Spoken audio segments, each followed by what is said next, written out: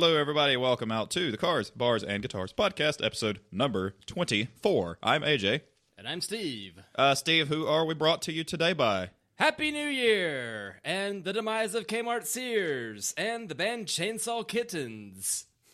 Do go on. And the Oreo-rimmed Saranac S'mores Porter. Oh, that was delicious. Don't believe us? Ask the dishes. They can sing and they can dance, after all. This is France. There you go. Yes. Steve, what are we drinking right now? Crown Royal Vanilla. And you haven't had this yet, have you? I don't believe so. You're about to, so that's so much more satisfying. Finally, a good clink. Oh, yeah. Ooh la la. It is, you get the sweet, but it's not, to me, it's not overly sweet, because I think Thomas got some Jim Beam,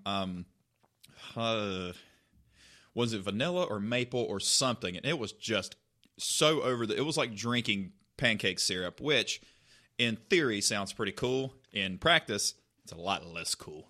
I thought you were a Super Troopers fan. I am, but sometimes it's better to watch things than it is to actually do them. It is Crown Royal vanilla flavored whiskey, and that's exactly all there is to say about that. It's 70 proof, and it's Canadian, which means it's from Canada. Correct. Steve, anything exciting going on in the new year so far?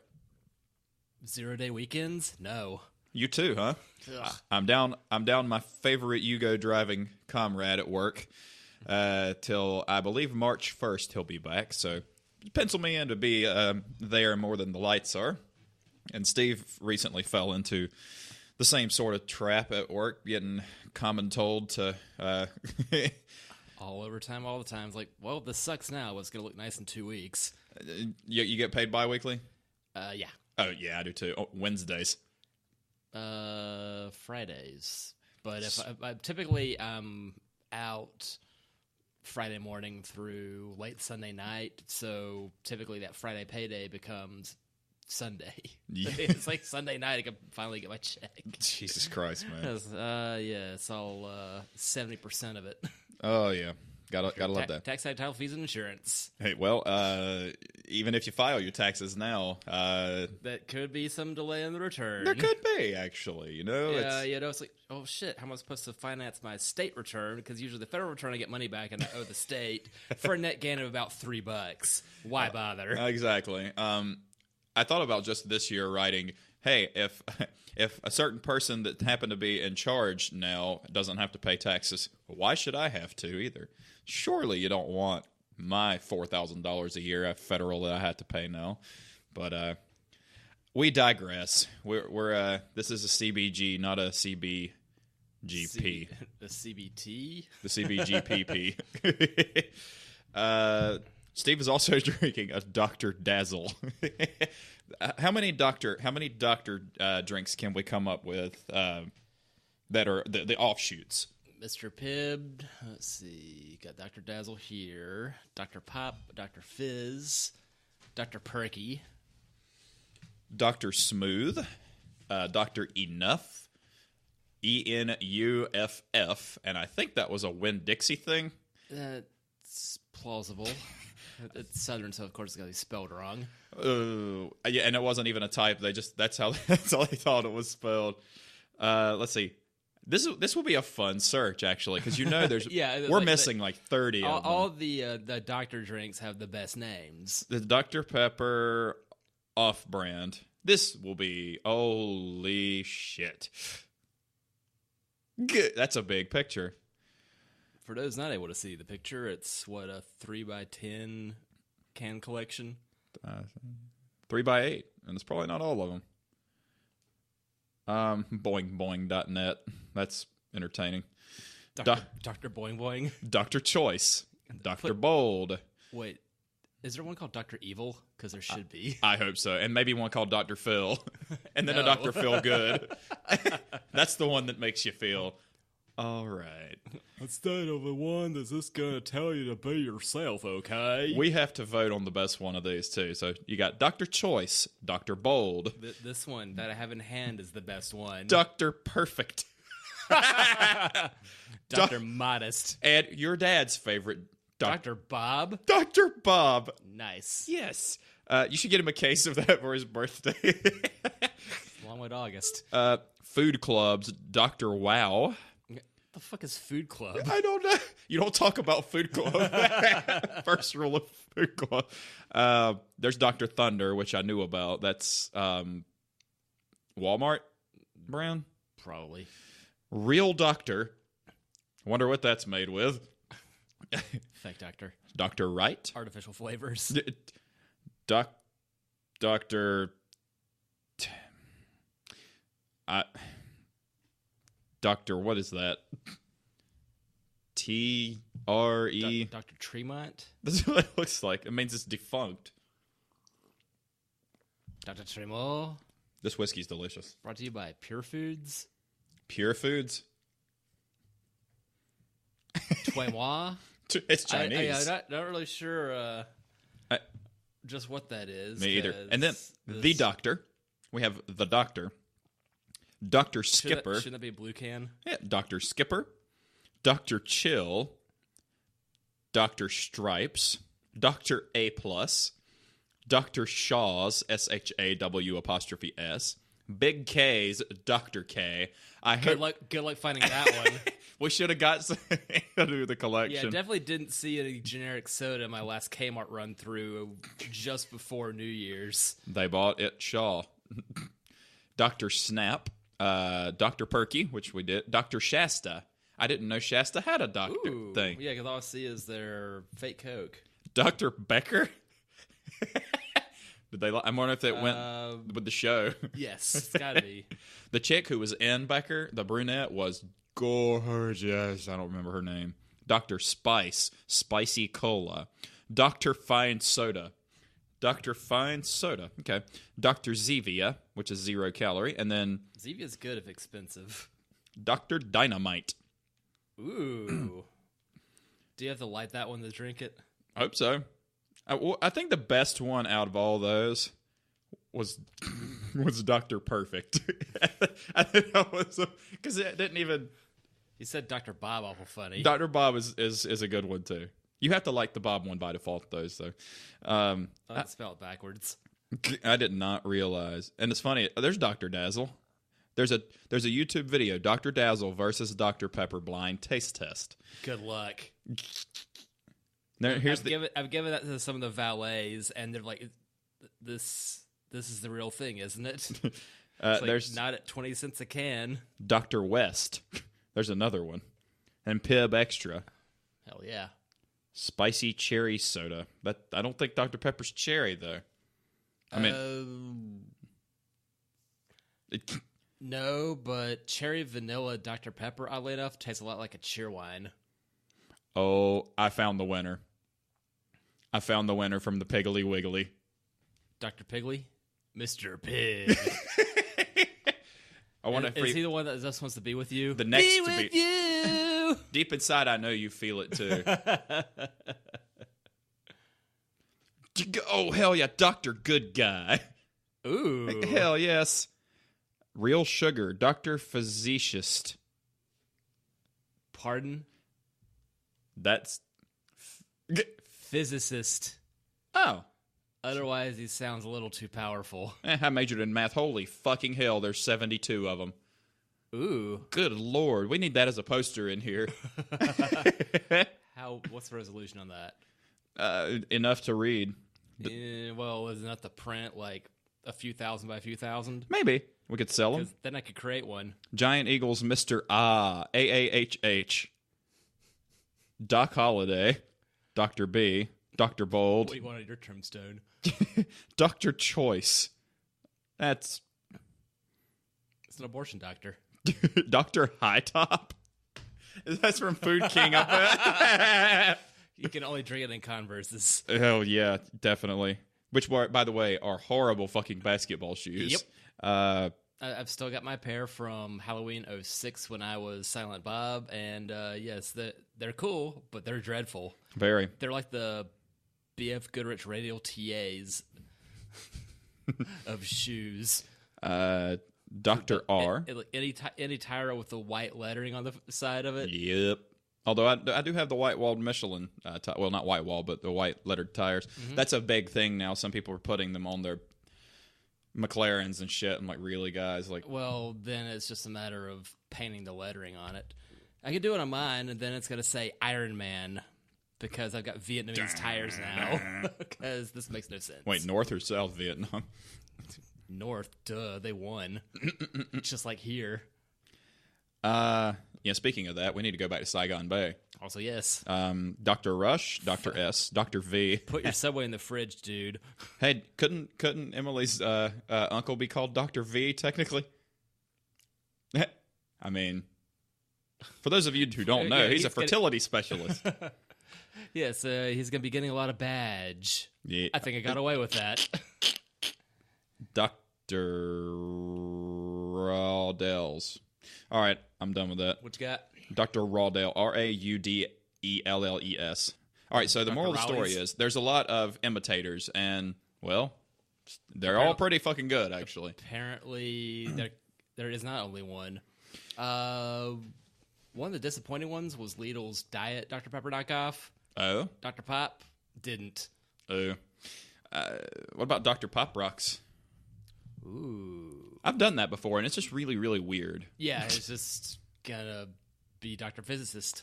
Oh, I've heard that getting a beach with Pop Rocks in her mouth is actually really a good feeling, but I've only heard that. Bacon on that. I'm getting a few ribs taken out tomorrow to self-experiment. I'm gonna be my own Marilyn Manson. Well, A, that's a myth, and 2, I've already tried, and I'm so far away from it, it's not even worth stretching for 2 years to do it, because I will have already forgotten about it by then. That's whack. Bushwhacked. Wasn't that a movie? Yes. Bushwhacked was a movie. That's what I thought. Steve is taking it all off. I think he's either hot or he's prepping for the conversation we just had. Steve, you're already done with your crown. Oh, no. Duh. What do you want next? Good one. The EPA? The DEPA? That wasn't refrigerated, so no. Well, we'll get it nice and cold. Here. A gift. As I can. You will like this one because I did.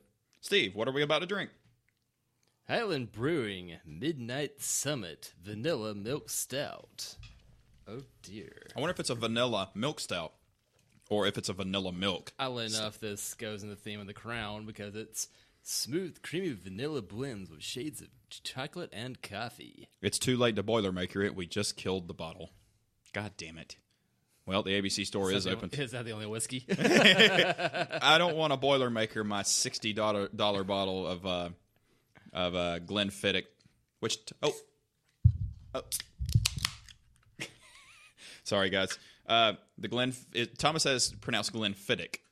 But this is America. You pronounce your CH like a fucking CH, boy. I like my beer like I like my violence. Domestic. I prefer foreign brands myself. We probably should have had a palate cleanser before that, because I don't taste any vanilla since we just had vanilla whiskey. I taste coffee.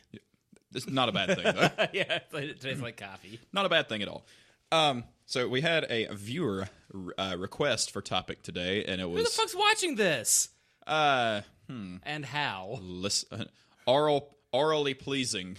Pleasuring. Yeah, orally pleasing. Man. I think we have a theme here tonight, guys. That sick ain't gonna duck itself. You want to do the beer first and then do the automotive side? I think we should do that. Okay. So there's trends in 2019 in the beer world and the car world that we both personally would like to see die. We don't have to agree on it. We probably will, though, knowing our tastes in beers and cars. Music can differ a little bit between us, but our beer Death and... to auto-tune. What? Yes. If you don't have talent, stop singing. That's what, yeah, because when I did the album, like, if I had a bad day singing that day, I didn't take any of the takes. I just did it the next day. I didn't fix it in the mix and auto-tune the piss out of it. I wanted to do it. Because basically before 2000, nothing was auto-tune. Like, they could adjust the pitch up 2 or 3 cents here and there, but nobody would notice the difference. Now you can make your voice... Damn you, Cher.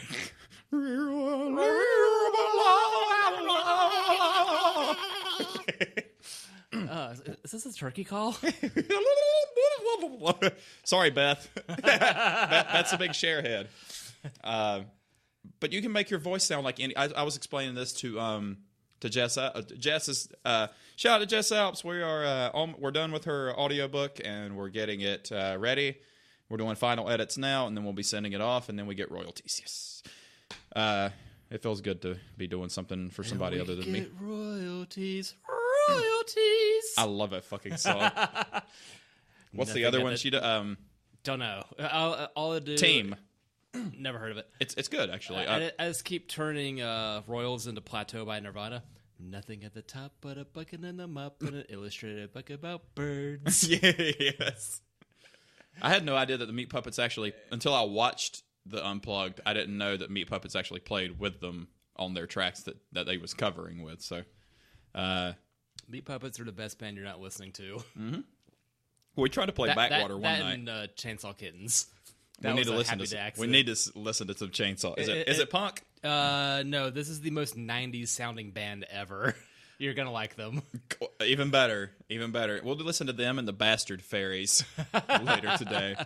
So what beer trend do you want to see die? I know which one I'd want to die, but... I've got a feeling it's the same thing. Sour. The Patch Kids. But then he asked also, it was Mark Hanisny, our friend, said, is bourbon barrel aging going too far? Is it getting played out? And I don't think it is. Because there's different kinds of bourbon. Sorry, Gray. But there is. And different bourbons and different barrels can make different beers taste differently. Because you could take a Maker's Mark or a Knob Creek barrel and make completely two different flavor profiles of beer. So I don't think it's played out yet. I don't think I have any barrel aged stuff I've just hated. Have you? That usually winds up making a good thing better. Mm-hmm. It's it's addition by addition. I don't think it's played out yet. I do think, like, the ridiculous sour thing. I can understand a tart and what is it, the Berliner Weiss? Yeah, I can understand like a little bit of tart flavor, but I don't really want to drink something and then I have like the bitter beer face from Keystone in the '90s look going on. Like, it's not my thing, man. Which is funny because we enjoy our bitters. We like our IPAs. The sour stuff, though, makes you feel like your head's in a vacuum. Maybe they'll do what they did with the IPAs is when North Carolina got over the hump of high grav stuff. August 05, the Pop the Cap bill. Yeah, when they got over one that... good thing they did here. Yeah, for real. It seemed like when IPAs were coming over here, they were just hoppy to be hoppy, and they crammed as many different kinds and as much hops as possible in the beers, and they were just super duper fucking just bitter and no flavor. Now you get a little bit of bitterness, but you get flavor. With sour beer, I just get sour. I don't care if it's a cherry sour, passion fruit sour, a fucking Sour Patch Kid. Like, it's just sour. The only ones that found passable were lime sours. And limes are naturally, tangy then anyway. It makes sense. Yeah, it kind of does make sense. I've never had a lime sour. It's less terrible. Where did you get it from? Hell if I remember. Sort of like, that's like, all right, this is the one silver lining to this terrible thing. And even then, it's still a bit tarnished. Well, you could take the tarnish off with a lime sour. That's kind of... That's not going to die, though, but... Let's think of some other. What other beer related? That is the new exciting pioneering thing out there. That we got blah blah blah blah blah blah blah. Like, I really do not give a shit about your sour. Mm-mm. And saisons, wilds, like everything that's like leading up to it. I don't care. Yeah, some of the first saison that I had was the DuPont saison at the saucer. Mm-hmm. It tasted like something from DuPont Chemical. Is this something used in making carpet? What the fuck is this? I have had some decent saisons, not that I can remember and that I could provide you evidence with right now. But and the first sour I ever had was the Monk's Cafe Flemish sour. I figured, it's a Seinfeld reference. Oh my god, this is the vilest thing ever. I suffered through it. It took me an hour and a half to get through this tiny bird bath of beer because it was this weird widened wine glass looking thing. Like, oh, apparently this beer needs to breathe a lot. Steve, and if for those of you not in the know, Steve It didn't breathe enough. Steve and I don't wait an hour and a half to drink one beer. We wait maybe 5-6 minutes tops, and then we killed it. Even if we love it, we don't really savor. We just kind of keep it going. Even with liquor, which is why I try not to buy as much liquor, but I've consumed more liquor in the last 6 months because I'm really getting into whiskeys now. And it is funny because, what's her name? Mila Kunis. Shut up, Meg. She's peddling for the Chinese now. Yeah, she's kind of going with Jim Beam. And she actually, Jim Beam doesn't, like, Jim Beam Black doesn't suck. That's my brother-in-law's go-to when he's out of his Maker's Mark. That's second prize. Like, if Josh likes it, I think I will too. Well, you know what? I didn't know he was a maker. I need to meet this cat. Like, he sounds like a pretty good guy. Because I'm a big Maker's Mark fan. And Knob Creek. I like all bourbon. I don't think I've had a bourbon I don't like. The Four Roses was good, but you just have That's to some fucking firewater. That's what Kellen got me for Christmas, and I thought my head was going to explode. Like, I need to make this a very old-fashioned thank you. I got to ask John. John actually brought over. You remember John, my old trainee, baby-faced, super nice guy? He came over the other night, and I'm not going to tell his story he told, but let's just say sometimes you can get yourself in trouble when you dip your pen in the company inkwell. But he brought over a bottle. That's some bullshit. Everyone uses ballpoint now. Only if they drop. Well, he brought a bottle of Jack Daniels over that I've never heard of, and it was nice New Year's joke. Yes, the best Jack Daniels I've ever had. I'm not a big Jack or Jim Beam fan, but it was great. He and Thomas so that's why came you're not over. Covering Motorhead yet? We'll get back to you on that. What kind of Jack? But he brought the bottle of Jack. Damn it! It's hard to talk and like type when you're talking and you're typing something completely different. What if you use voice text and you just talking to the mic and your phone at the same time? I don't know. Or the old Stephen Wright method. I accidentally put my watch in the microwave and went back in time. He brought it. We had whiskeys. That doesn't work, by the way. I know. We have whiskey. A watch and a microwave. You didn't use a Timex. I did. Stupid Indiglo doesn't work. We had whiskey and cigars, and he brought this bottle of Jack. It was by far the best bottle of Jack Daniels, and it was half the size of this Crown bottle. The Crown bottle is the size of every other Crown Royal bottle. How big is that? How many ounces is that? I would assume this is the 5th, so would he bring a 10th instead? It was small. I'd be surprised if it was the same size because it felt like it was this one's the 5th. That's a 5th? Okay, it had to have been. But also it's a bulky bottle, so the dimensions could be askewed. It's, as the kids say, it's a thick bottle. THICC. Not a word. I know. Neither is Bay. It's a 5th. Neither is Bay. I hate Bay, and I hate Fleek, and I hate totes. Although totes is a word, but it's not the way it's supposed to be used. The verb. Are you carrying something? It's also a brand name of umbrella. Uh-huh. Yeah, pretty good umbrellas actually too. I got a cheap generic thing, and it's already frayed after I destroyed the previous one. I have one I got from work because I was tired of having a shitty one, so I got one from work, and it's still holding up pretty well. All right. It did do the flip up the one time, but there were 30-mile-per-hour gusts that day, so I mean, it went back to its original shape, and it's not broken. So I dig me a flexible umbrella is going to be my next metal project. No, a flexible parasol. I have a new song I'm working on. When I'm done, I'll release it as a single. I'll let Steve hear a little bit of it. I got to get me a new amp. That was all with Amp Simulator software. That it's come a long way. Like I didn't even mic all that up. That was all Amp Simulator software on the computer, which is it's come a long way. It really has. Like people have done the blind. My buddy Brian Baker was helping me, and I let him listen to the track, and he's the best guitar player in this area, bar none, by far. I would put his chops against anybody's in this area. He's really good. He's a really smart guy, really musically inclined, and he's like, all right, well, do a little mid range, push it, get a little more bark to the sound, but even he was like, oh, no, the tone's great. And he's magic. You would like Baker. He's really cool. He likes to geek out. He loves Pantera, so we need to have him on the podcast. Terry Glaze era. I need to have him on. Australian podcasts Do Go On did an episode on Pantera. What? So you have 3 Australians discussing the band. It's fucking rad. That's... I'm glad you didn't ask if it was rad. Have you been on rad one? Is it rad? Is this rad? Is this rad? No. It was. No. It'll never be. No. Yes. New car. I'm trying to talk Emily into trading in when inevitably she has to trade the Accord, she doesn't ever have to trade the Accord. It's not 2022 yet. True. Every 11 years. That's good. 99, 11, 22, 33. The Lexus SUV. I kind of dig it. I don't. The NX or RX? The NX 200. Turbo RAV4. Yeah. I mean, and she likes it. I like it.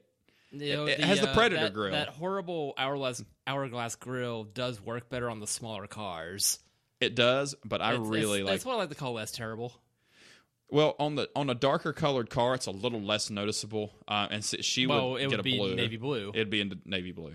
I don't hate that. I'd never have one because it's wrong transmission. Mm-hmm. But what you said about CX-5, absolutely true. Emily's brother has a CX-5 now, and it's a stunning looking. It's a handsome vehicle, even though the Mazda emblem is the size of my head. But I think we've covered that in the last episode. That's so 2018. This is 2019 now. Yeah, it's like new year, old cars. Kaylin's probably looking to buy out the CRV she's leasing. So we're just trying to figure out how does one go about that process. Yeah. It's like so you can continue spending the same amount you are twice again. True. I was going to chime in. I could ask my dad, but because he leased the Eclipse he had.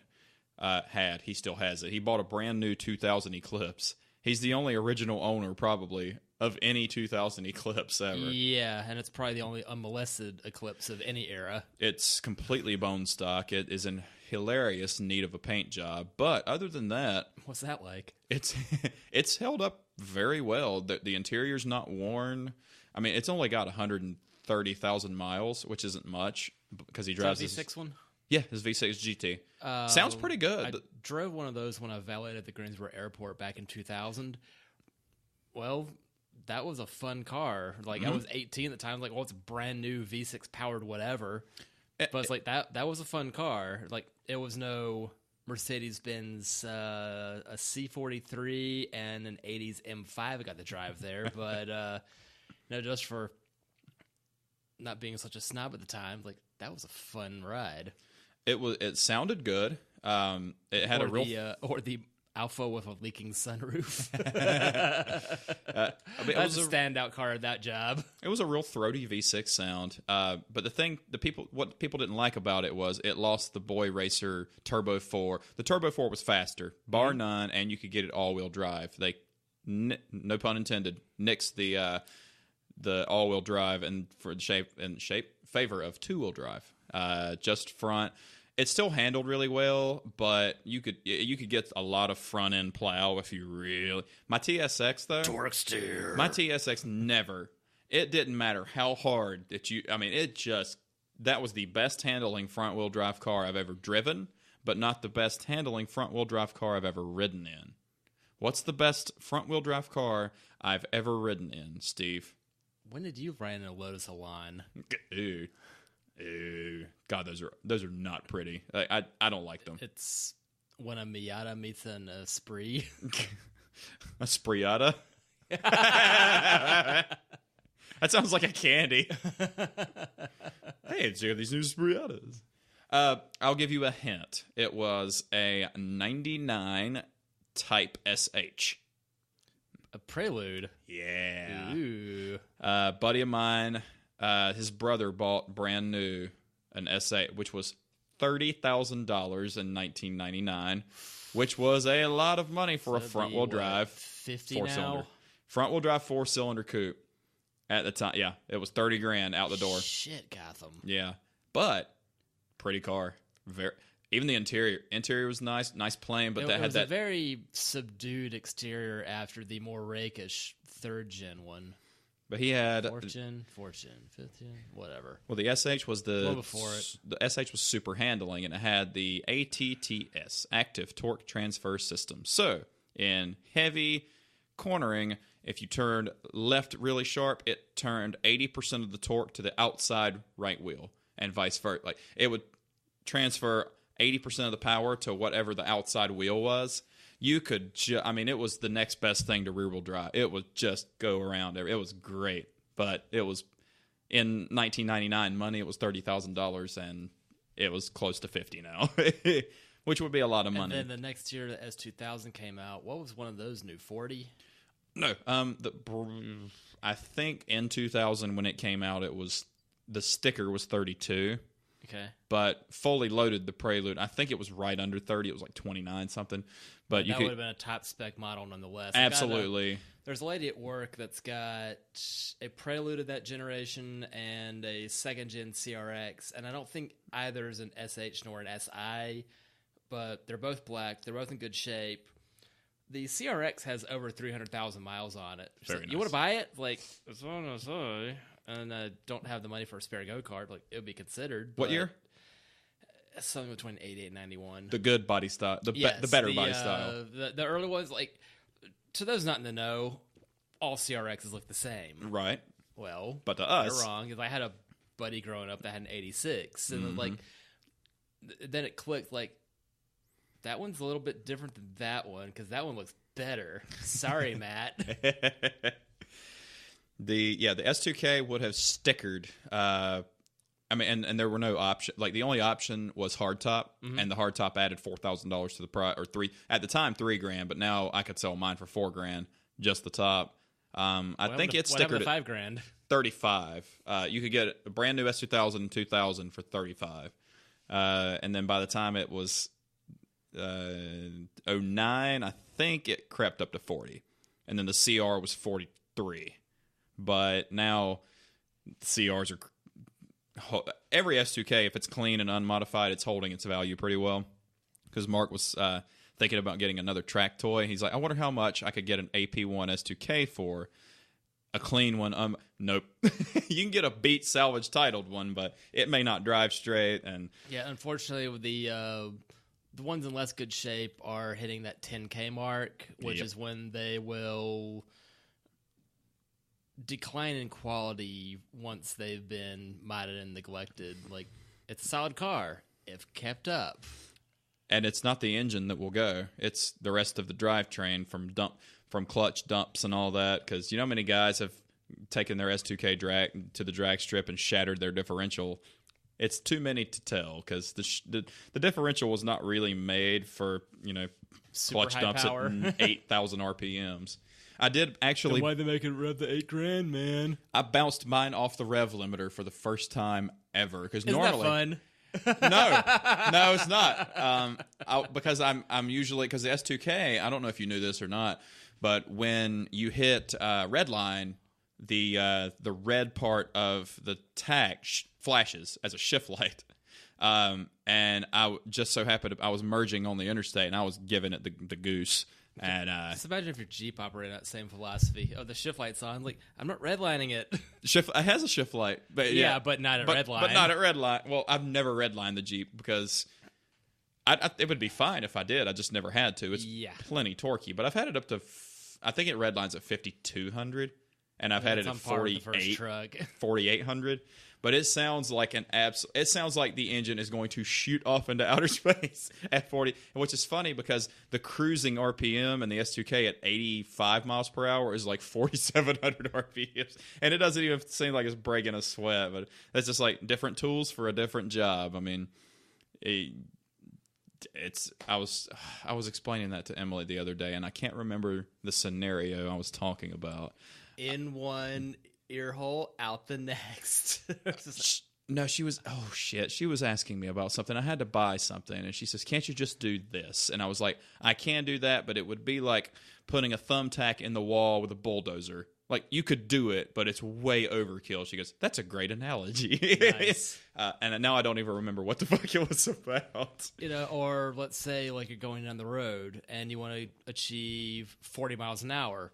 Well, in my car, your Jeep, your S2000. All right, well, here we're going at this rate of speed.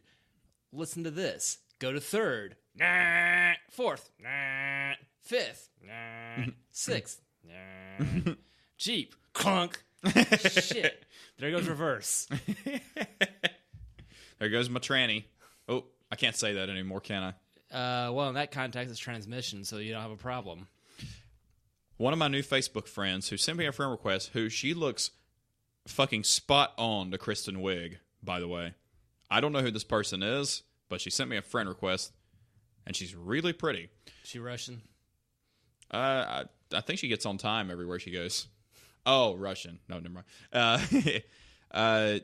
She posted something. It was it was a reporter, and it had the reporter had O.J. Simpson on his left side and Bruce Jenner on the right. He goes, "Hey, people from the future, you ain't gonna believe this shit." I thought that was quite dandy. I gotta know who this fucking person. I can't remember who this fucking person is. But now because I have the hugest crush on Kristen Wiig that as soon as I saw, I was like, "Who is this?" Like, that looks like Kristen Wiig. I can't think of any other beer related things I want to see die. I don't. Light beer serves its purpose, so let's not drink that. Ooh. Well, we did talk about our favorite craft beers. So that was in 2 episodes ago. So you're upon cleaning out the pantry the other day, I discovered a 15-pack of Founders PC pills that I'd forgotten about. Yeah, it is. Yeah, that doesn't suck. Really? It's a 5.5% in this low yellow can. So it's lighter than it needs to be. I feel like that should be a slogan for something. I told you. That's spot the hell on. It's spot the fuck. It's spot on. Every picture is spot on. Like, it's ridiculous. Like I said, never met this person before, but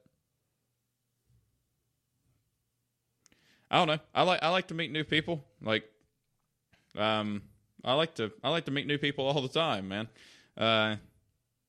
Steven, I've never met a stranger, actually. Thomas is actually the same way. Do you know how hard it's going to be to meet Camus? Cafu? the writer of the book, The Stranger. I get it now. When talking about... Okay, I get it now. French cars. I want to sell Vega. I want the car that killed Camus. I can't do The Stranger. It just seems weird. I'm going to sit on that one. Steve, what automotive? Here's the other topic. It was the automotive trends we would like to see die. One thing we can't see die now is mandatory backup cameras. That's not a problem because when they work, they're wonderful. And if they don't see a tree, then you'll back into it. Allegedly. Yeah, that's it. Yeah, if anybody at Honda Financial's listening, go fuck yourself. Fornicate thyself till life leaves your body. Here's the Jeep's backup camera. You want to see it? Hey, there's a window there. What's cool though, I was explaining to Emily. I was like, she was saying she liked the CRV, like her mom's CRV's a 24. Hey, there's a mic there. 2014. What is Kaylin's? 16. Okay, this is 2014. They between 12 and 16, they'll look very similar. 15 had a facelift and a few new features. Emily pointed out to me that the newer ones have a frowny face in the rear view, and now every time I see one of them fucking things, I can't unsee it. Permission to see picture? you're not going to stop anyway, so go nuts. 2016 CRV rear view. Rear wiper blade size? No. I don't care to know that. But now that I've seen 16 it, or 17s, that's the new body style, like all together. 26. Oh, maybe it was. It was a 2017 that looked really strange in the back. I thought, like, what fucking BMW is that? Like, Oh, it's that's 2018. not an X5. It's 2018 that has the frowny face. Oh yeah. Like mouth. And Emily pointed that out. I'm like, now every time I see one of those, I think it's angry at me. Yeah, her parents. First I saw that, like, that was just baffling. Like, what the hell is that? Oh, that's a new CRV. It's smaller. It is smaller than the old one, surprisingly. What is this, Miata? Yeah, what's going on here? It is still. What did it lose, an inch in each dimension? It's still, like, she was explaining visibility. And she's like, I just can't see out. She said, I drove Mom's CRV. She goes, it drove like a big Accord. I was like, that's what they all drive low. She goes, but I can't see out the back. Like, you look over your right or left shoulder, you can't see anything because the pillars are too thick. That's why it's made of cameras. Using correct technology or terminology. I love you so much. But I said, look in the back in the Jeep, because we were riding when we were talking. She said, you can see everything. I said, yeah, because there's no headrests on the back seats either, too. She's like, that's why I leave the headrest out the back of my car. It's like, I rarely have passengers anyway. It's like, well, enjoy your whiplash. Well, here, and that shit's in a box in the garage. That, and even if there were headrests in the back of that, there's not a lot of room back there. I don't think there's going to be such an amount of room that you're going to be relaxing with your head back anyway. The headrest isn't exactly something for relaxation efforts. Whiplash. Yes. Lip wash. Yeah, 83 Metallica. They were going to call the album "Metal Up Your Ass," but they wouldn't let them call it. I think it was it Sebastian? No, it wasn't Sebastian. Kill 'em all, kill 'em all, kill 'em all, kill 'em all. Oh. Speaking words of wisdom, kill 'em all. It was Scott Ian, I think. He said, if you wanted, he goes, we were all tired of the glam scene. He said, so when you went to the record stores, you looked for the band who was the ugliest fucking band. You're like, well, they're not selling an image, so the music has to be good. Yeah. It's so cool that he's... Oh, you saw behind the music, too. Yeah. It's so cool that Scott Ian's married to Meatloaf's daughter. And her name's Pearl a Day, and his real name is Meatloaf a Day. Pearl Loaf. So that's what happens when you make a meatloaf of oysters. Ew. Well, you know what? I'll try anything twice. I like oysters, and I like meatloaf. So, Steve, you're out of beer. Weird budget surf and turf. Surf? No, that's surf. I've got the best worst idea now. It's not. And I guess it would be. I don't know. I don't know where I was going with that. Surf with turf. Well, that just sounds like you're going on a buggy board adventure in the ocean with a cow. It's gonna be a manatee. It's cold enough to drink. Yay! Have you got your? I got my keys on me, but yeah, go ahead and do that. All right. Just gonna take a look at this and see if there's anything to be told. Cool, Steve. When you find out if there's anything to be told, tell them what we're drinking. Ladies and gentlemen, this is Brewer's Storehouse number 10 Imperial IPA India Pale Ale. A complex mix of hops combined to provide flavors of pine and citrus balanced with floral and fruity aromas. 9.1% ABV. So we went from liquor to a modest 6% vanilla milk stout to a 9% DIPA with a bottle only Prince and Vikings fans would be proud of. Oh, hey, father-in-law. So, Steve. I'm glad I bought this. A, I'm glad you bought that. And B through Z, you know a beer is good when you can drink it and it is not all the way live cold. If you can drink it warm, it's a good beer. And it's not warm, it's Luke cold, but it's good. It's really good. That might go in the Hall of Fame here. That's a really good DIPA.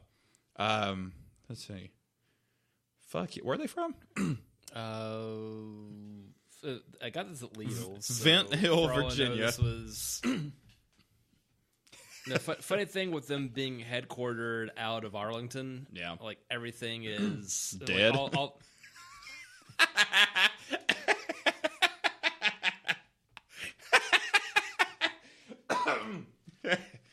oh.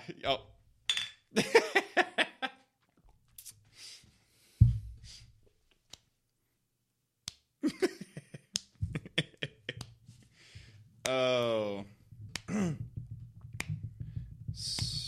So we're gonna listen to Cemetery Gates later on today. I was thinking, is this burning an eternal flame?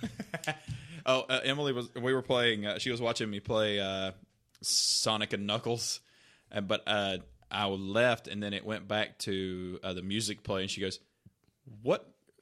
Who put the playlist on here?" And I said, Duh. Steve, because I heard a cover of "Take This Job and Shove It." Dead Kennedy. Yes. It was awesome. And then it played Outshined, and then it played what reminded me of it was it played the Bangles' Eternal Flame.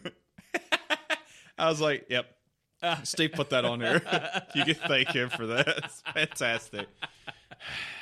I've already beat all the cups on Mario Kart except Special Cup. But Emily had never seen the original Mario Kart. She had only played the N64 one. That's going to be quite a downgrade. Yeah. Mode 7, yo. I like the original Mario Kart so much. Like, I played the 64, right? You know, I'm pretty terrible at all of them except the latest one on the Wii or Switch. Oh, I have not played the newest one, but I've only played the OG one. It's insane. It's awesome. Gotcha. I've got the one on the Wii, but I'm going to get rid of the Wii. Probably handing that Brian's way, so Mel has a Wii at both houses.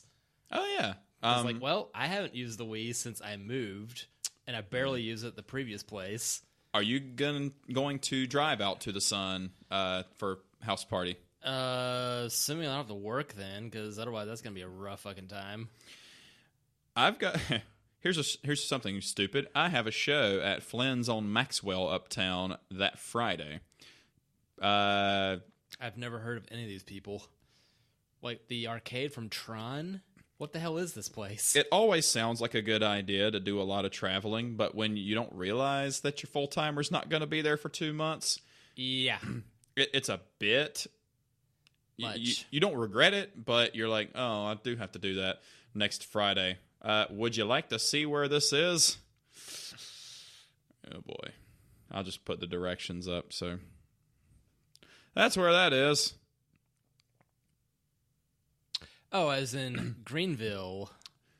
Yeah, but it's that much further south than Greenville. Oh, I just saw the line going that direction. Oh, yeah.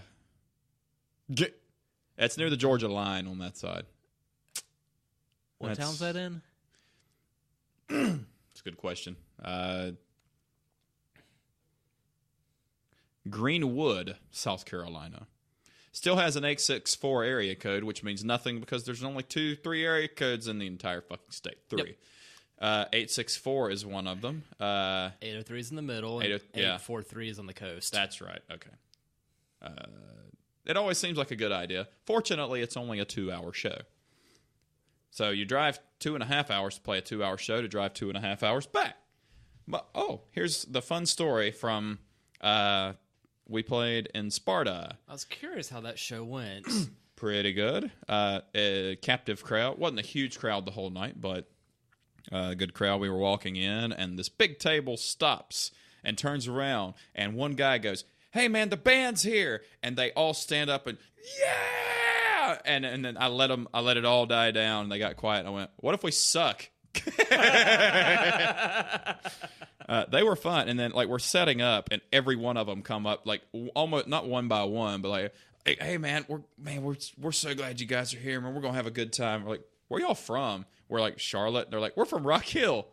What are you doing up here? This is like the second to last town before you get into Charlottesville, Virginia, on the other side. We were going to go into Virginia, but Jimmy's parole doesn't let him go beyond that state line. He's allowed to Carolinas.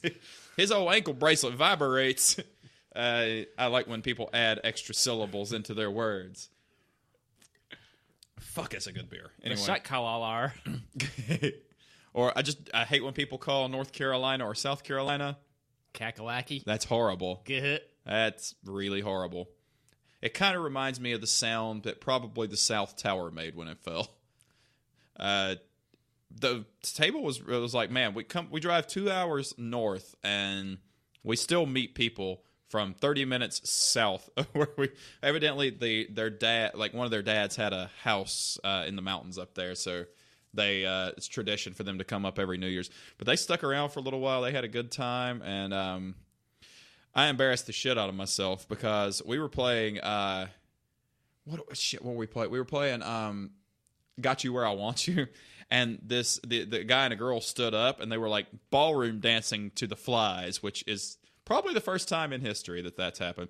And we did what's your favorite song? Maybe we can have a loud. I did save it though. I saved it, but we played that. We got done, and I was like, "Ooh, somebody's getting kissed at midnight." And their whole table laughed way harder than they should have, and I went, "What? What's so?" I was like.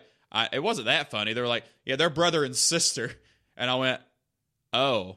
And then they laughed again. And I went, I guess we're not that far into the mountains, are we? But they knew how to ballroom dance, so... I thought they were from South Carolina, not West Virginia. You know what they call a beautiful woman in West Virginia? A tourist. Yes. And did you see Ancestry.com is Alabama's #1 dating site this year? Who got raped by Clemson, thank goodness. I don't even watch college football, but I can't stand Alabama or Nick Saban. Steve, automotive trends. I got one more derailing. All right, what we got? I never did see that movie, read the book. Crimson Tide. Oh, yeah. I didn't do either of those things. I don't like to read or watch anything movie-wise. All right, automotive trends to be killed. Well, one's certainly not going away. The rise of the CVT, since, hey, it gives you better efficiency out of your automatic transmission because you don't know how to drive. It's the communist vehicle transmission. Nah. The CVT. Continuously variable transmission. Like, what I really want to see is a manual CVT. So right on one stick, you get 3, so you can like move everything in and out on your own volition. Damn it! I was thinking a manual CVT would be a stick that had an infinite number of gears, but you just had to keep going and shifting, and eventually you'd be pretty much the same concept because it's a series of belts that do wizardry to make stuff happen. Yeah, but early CVTs like Thomas's Crosstrek sound like this. The 15 plus CRV has a CVT in it, and it's almost imperceivable. Like that one's well executed. It's like, is it something I'd buy? No. Well, it's like, what should I do? If you were in my shoes, get something cheaper. It's like you've already spent $250 a month on this thing, and will continue to because it's still $18,000 to pay off, so that's another 6 years plus interest. Is she dead set on an SUV? It's gonna be that or like something essentially similar, a Forester or CX-5, which is the CX-5 similar equipped is really difficult to come by, and a Forester remains more expensive. Well, that and I was talking very cautiously about having an XT, Outback, or Forester, but after reading about head gasket issues because of the inherent nature of boxer engines that aren't made by Porsche, I don't really feel like having a car that eats head gaskets every so often. Or a fucking rotary that eats apex seals, Mark. We kid because we love. Yeah, you're better off with the Honda or the Mazda in this point. I'd rather have a carry seal. Very nice. Definitely not a Fuquay seal. I think the nature of that is because you didn't use a seal. That sounds like VD. It kind of does. What'd you get? I got the old Fuquay Verena. I'm itchy. Fuquay Verena is one of the fastest growing cities in the state. Like, yeah, my Fuquay Verena is flaring up. If you or a friend have been diagnosed with Fuquay Verena, please try Agitol. I don't think that's a real medicine. Because you've already tried fuck it all. Yes. Or the generic Viagra, the my cock's a flopping. Another, I guess, automotive trends. All right, the backup camera I do understand. I was teasing earlier. I mean, it's funny, but we don't even have to look behind you. Dude, that has made valeting so fucking easy. All right, for valeting, I understand because you're driving somebody else's car. So, but driving like something you own, like, and having to use the backup camera every time to back up, like, you should know how it drives and how big it is by then. Yeah, you keep backing up until you hit something. Here's something I know will I would bet my next paycheck on it. Piping in fake exhaust noise into the speakers inside the cabin. I'm looking at you, Bavarian Motor Works. Funny because the most glaring thing I noticed that in was an old S-Class. And that's the first time that this has really stood out as synthesized nonsense. I don't understand it. Like, dude, if the car's gonna be quiet, let the car be quiet. Yeah. Especially in Luxo Barge. Yeah, you don't buy, like, I don't know anybody, even somebody who buys an S-Class AMG, you want it to sound good, but you want it to sound, to me, I want it to sound good from the outside. Mm-hmm. Even though you're not going to hear it, you can feel the rumble. But like, if you buy the S-Class, automatically you want a quiet, luxurious ride. But if you're buying the AMG model, all bets are off, fucker. I'd buy the E-Class AMG. I'd buy the C-Class AMG. Smaller, faster car. True. If Merc made manual transmissions, it would get a strong, like, hypothetical consideration. But since they don't, yeah, it's I have to kind enjoy of them from afar. Oh, but you know what? It's an E63 stick shift. You know what though? Like, I'll go out on a limb and say, sub $100,000, Mercedes is making some of the best sounding. Oh yeah, V8s. I see a lot of them, and it's always fun to listen to. Oh them. man, they just sound like, and the new BMW like M3s, M4s sound like wet farts. That they really do. They really lost the plot. Like, I used to like the way they sound, and now you like the inline six? I like that. I didn't so much. They just had a different tone to them. It wasn't. Like, it wasn't bad. Before I could drive, I got a ride in a buddy's 88 325i, and that was the point. Like, I really enjoy BMW, and to see them fall from what they were, fucking hurts. I like these guys, and now everything but the M2. I couldn't tell any of them. The brand new 2019 BMWs, the 1, 2, 3, 4, 9, 12, 9er, whatever. They all look the same from the front. Have you seen the X7? There's a guy who comes in our store. A grill the size of Delaware. There's a guy that comes in our store who has the hat. It's the hat SUV, the one that Clarkson reviewed that was shitty at everything. The X6. Yeah, it was gone. Speaking of trends that need to die, slant back hatch wagons. Utes. Yeah. Does your X5 have too much space? Have we got the thing for you? Can you see out the back of your vehicle? Are you tired of that? We have the car just for you. Luckily, Acura had the foresight to kill the ZDX in a hurry. That was really ugly. That was the pioneering horrible thing that, well, Mercedes and BMW are still running with. That's what Acura did that on purpose. They did that so people would hate their other cars, and then they just discontinued it after like 2 years. Well played, Acura. Very well. By the way, I didn't want to like the new NSX, but the more I see it, I really kind of do like it. It's still subdued. I would still have an old one. I can't tell that shit from a new McLaren. It's very similar. Like, yeah, it's a fast jelly bean. Cool. Yeah, I would still really love to have like a 98 NSX T Targa with the supercharger. Would be the perfect exotic reliable car. That's really funny. You want the Targa because you'd never take the top off of it. The Targa I would, because you can stow it away.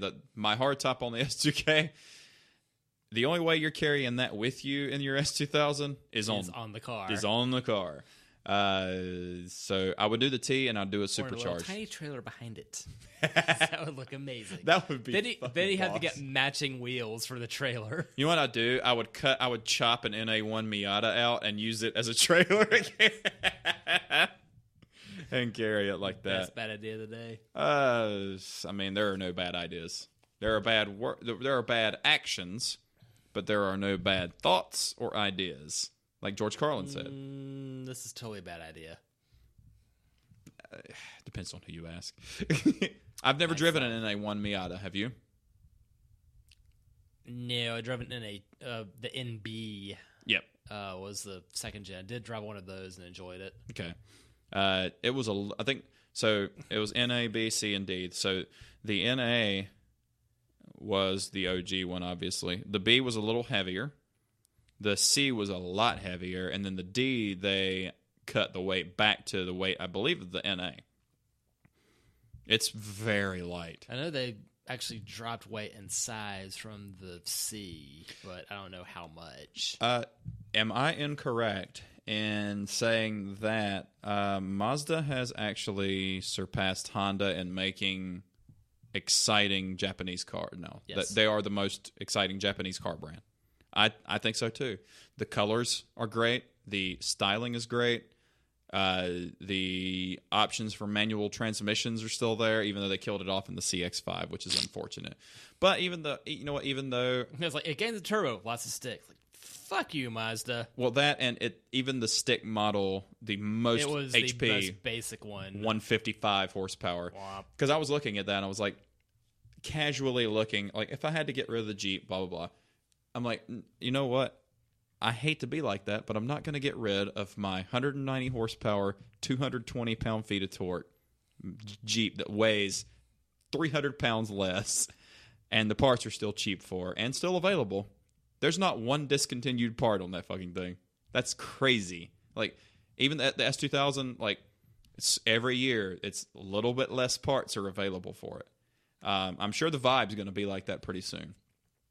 Even though it shares with Toyota. Yeah, at least that one, they cranked out 1 million of them. So, body parts, engine, interior part, like, the interior and engine are all Matrix. Mm-hmm. The body is its own thing, but there were so many of them. Mm-hmm.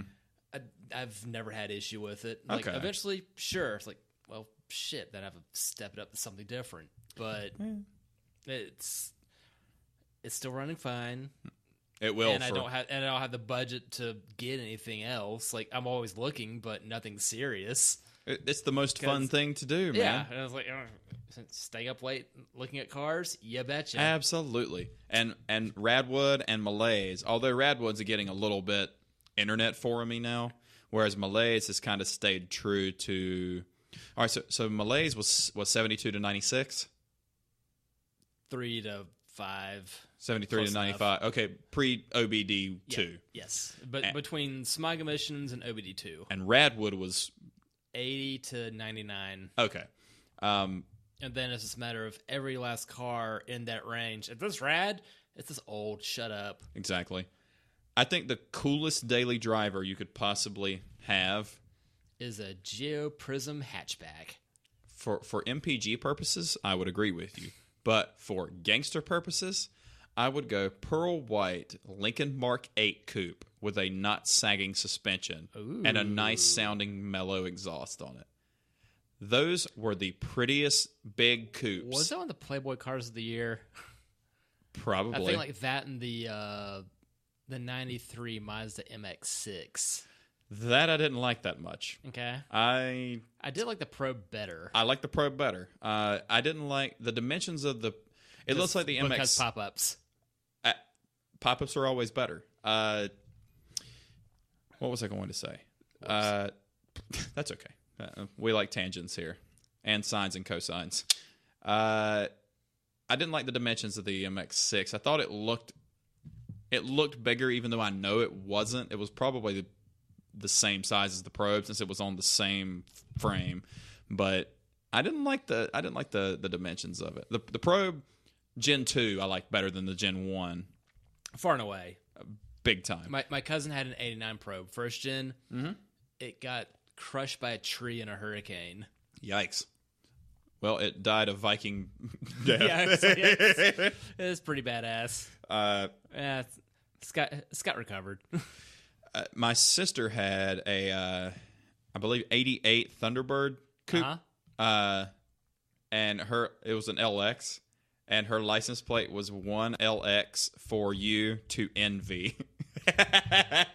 And funny because nobody's Nevada-ing that car. No, but you know what?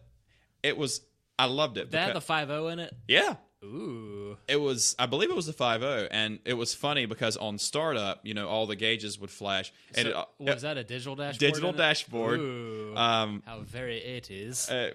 Was it silver? White. It would always flash the most ambitious top speed. When it flashed all the lights, it would say 188 miles per hour. That thing, though, would scoot. It was comfortable. She got that car for $500, and I think she kept it for like 3 years. Damn. And now all you'd have to do, if we still had it, would just go on Radwood or something and just go, here you go, $3,000, somebody take it, and somebody would scoop it up just in a heartbeat. The things we know now, like my 89 GTI Death Trap. Mm-hmm. No, sold that thing for $2,000. Like nowadays, would probably go for $10,000. Yep. What the fuck? Well, my dad had dreams of that fucking car. My dad had a sublime green 71 Hemi Cuda and sold it in 73 because he got the Challenger instead. But who knew? Who would have known? Who would have known? Nobody would have known. No, and then in 73 was early oil embargo. Mm-hmm. There's no way to tell. If I hold on to the S2K, even though it's been in an accident, it's been professionally repaired and painted, you'd never guess. Will it be worth a lot of money in the future? I don't think. I don't think so. Well, for what it's worth, it's still holding its value now. 5 years later. Yeah, it hasn't. Doesn't suck. Yeah, I bought it. I bought it for $20,000. If I sold it today, I would not take a penny under. Probably, if somebody came to me with $19,000 cash and said, I want to buy it right now, sign the title, I would sign the title over to them. So it hasn't cost me any, other than wrecking it, excluding that, it hasn't cost me any money. And like you said earlier, the older cars get, and when you can get one for cheap, it diminishes the value of them. But it makes the cleaner examples more valuable because people know that you took care of it. See also that 94 Supra that sold for $121. Did you see Holy fuck nuggets? Did you see the meme somebody posted about the more than you can afford, buddy? That was so fucking funny. What? You're saying the Fast and the Furious didn't age well? I need this painting. What the Farley? I'm going to tag Kirkman in this. I think that's going to be your new face-based wallpaper. I haven't changed it. I need a new picture of the S2K on there. I might drive it to... Just put the S2000 in that picture. Oh, boy. Mark is coming to Saucer next week. He keeps on trying to talk me into a Gen 1 Viper. Mm-hmm. And I'm very amused by this, by the way. I would still like it. But you know how many people from the S2K forums have actually... either went on to Corvettes or Vipers. It's just what they go to. And regular, undid. Mr. Regular. Control Z. But I've never driven a Viper. I've sat in a bunch of them. But everybody says... I validated one briefly, and the guy that came out of it should not have fit in that car. What gen was it? First. Ooh. It was this was in 01. Be careful with it, okay? Yes, sir. What's funny is everybody... on the S2K forums who's driven them have said a Viper drives like a bigger, more powerful S2000. It's very the hood's very long, mm-hmm. the back's very short, it's rear wheel drive, and it's very tail happy. Everybody says the same thing. It's just like driving an S2K with double the times power. 2. Yeah. But here's the fun fact. The Gen 1 Viper at 450 horsepower, and at the wheels, as you're accounting for 15% drive loss, you're looking at high 300s in wheel horsepower. You can get an S2000 and supercharge it and have 400 wheel horsepower in your S2000. That's still getting a strong consideration from yours truly. The thing is, every time I think about selling it, I go and drive it, and then I go, nah, I can't do it. It's too much fun. This is so cheesy, and I hate myself for liking this, but it's miles per gallon. Have you heard that? It's okay. I hate myself for loving you too. Wonder Twin powers activate. No.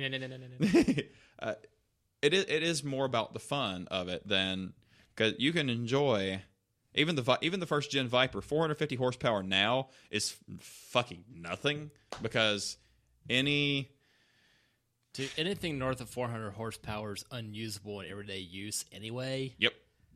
Brian Layton at Pour 64, Okay. stocky dude, has a super cool guy. He had a Lexus RCF, the coupe, and had 480 something horsepower. He said that thing was a blast. He goes, I live in the city. I drive in the city. It's not a great only car.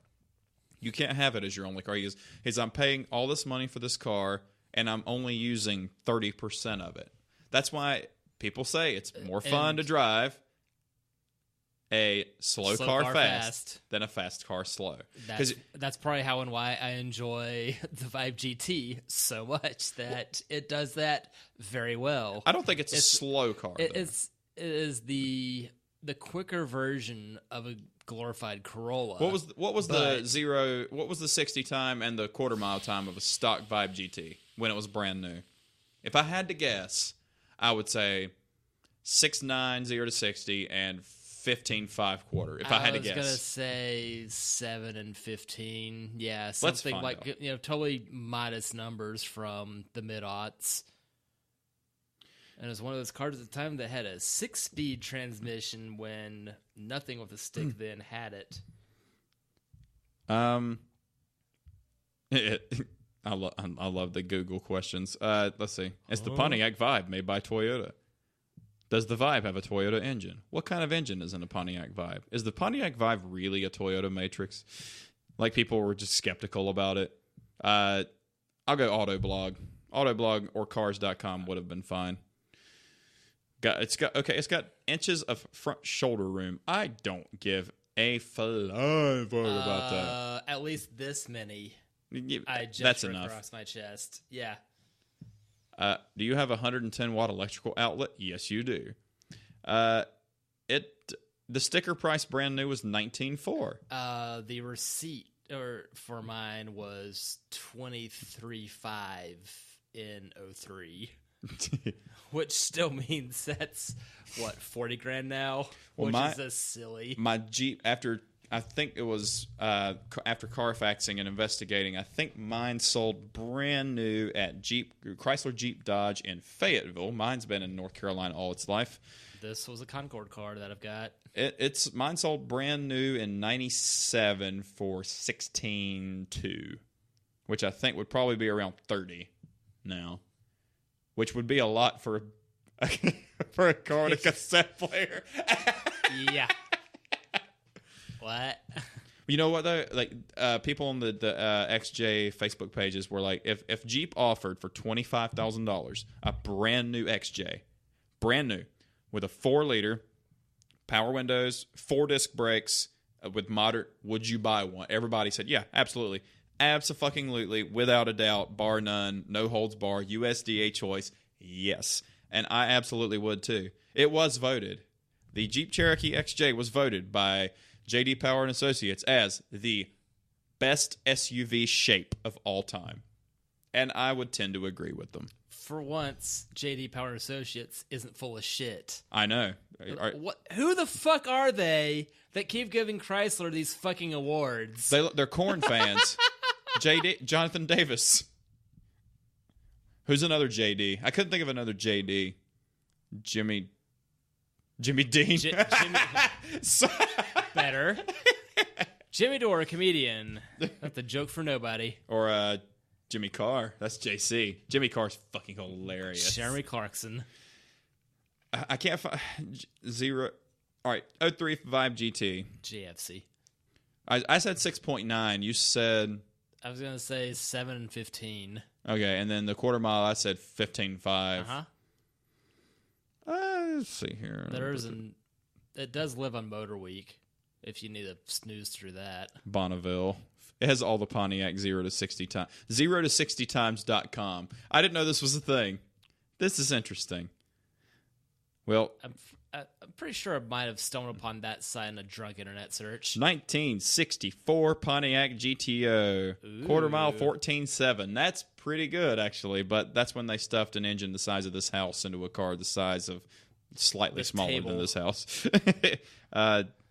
Sunfire. 03 Thanks, John DeLorean. 03 Vibe GT, they had clocked at 0 to 60 at 8 and a quarter mile of 16. I don't believe that.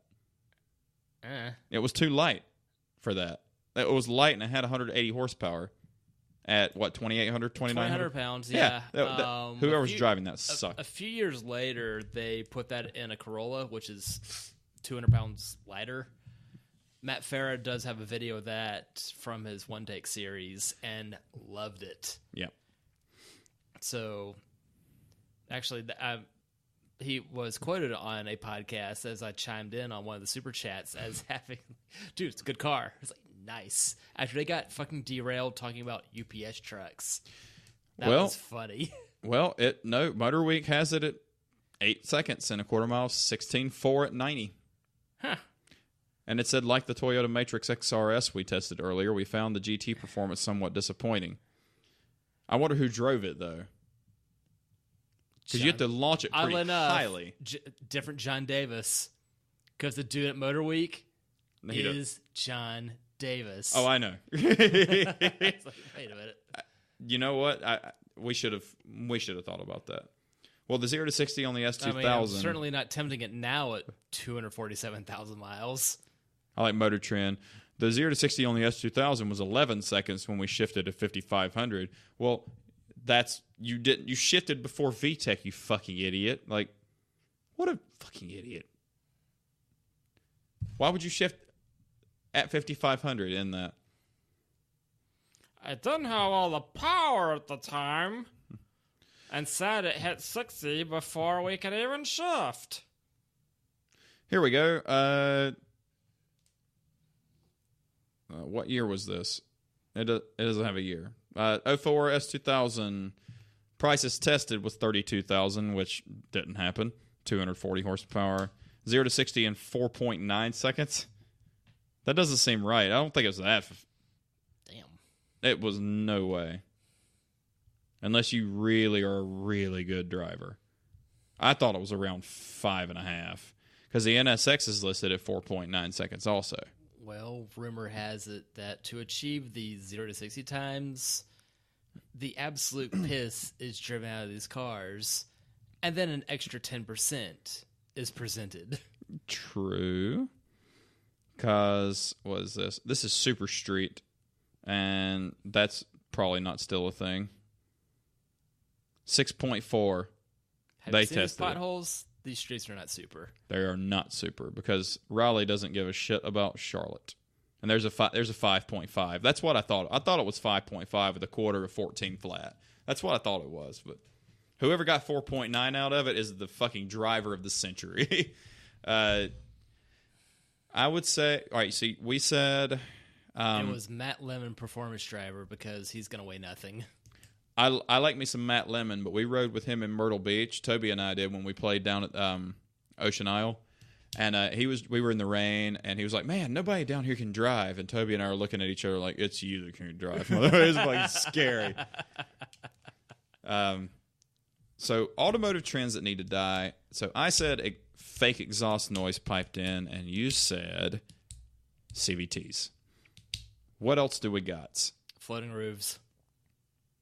Take it or leave it. Is this dumb thing on the last pillar of the car? Like, oh, let's have the back window meld into the very back glass. It's dumb, stupid. Like, oh, so you've got a glass patch on your finer pillar of the car to meld into the back windshield. No, that's terrible. Like, the only thing that's worked on was a first-gen Matrix. And even then, it still looks kind of weird. It kind of does. Or the Nissan Cube. Everything on the Nissan Cube looks weird. Yeah, but at least on that one, like, it works because, like, for that glass panel that looks like, oh, the window's going from here to there. It is funny, after watching DeMuro's video, that they made it different in the JDM and Euro markets. So over here, the window, you can see, and in Britain, where they drive on the left side of the road, and in Japan, where they drive on the left side of the road, they're on that side. The window is on the other side. So they made two different versions of the Cube. Did you know that? No. That sucks. I know I saw that video, but I do not recall that tidbit. They spent all that money on the Cube. And it Phil Opped.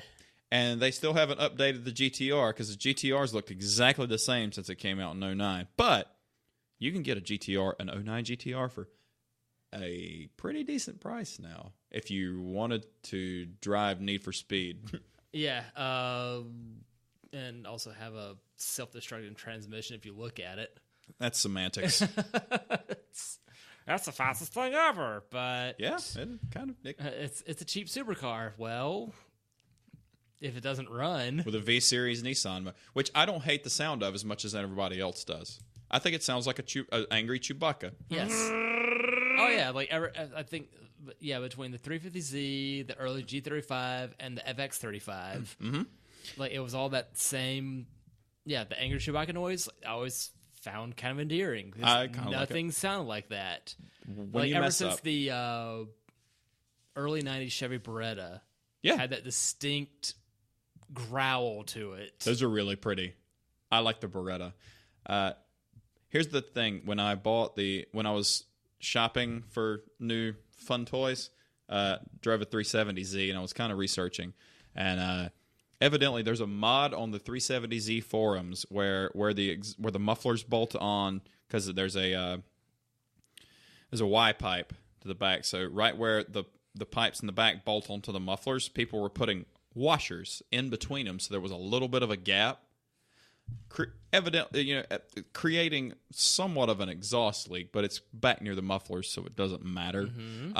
So you have a little bit of the straight pipe, and they sound really good like that. But the fact that somebody actually took the time out of their day to figure this out, like, I don't think they had to work for a living, or if they did, I don't know. Who finds out that putting space in between bolts makes your exhaust sounds? But I mean, the UK mod on the S2000s, that's one thing. That's actually engineering and welding, and this is just taking it off and putting space in between it. But they did sound good. But after driving the 370, I was pretty underwhelmed.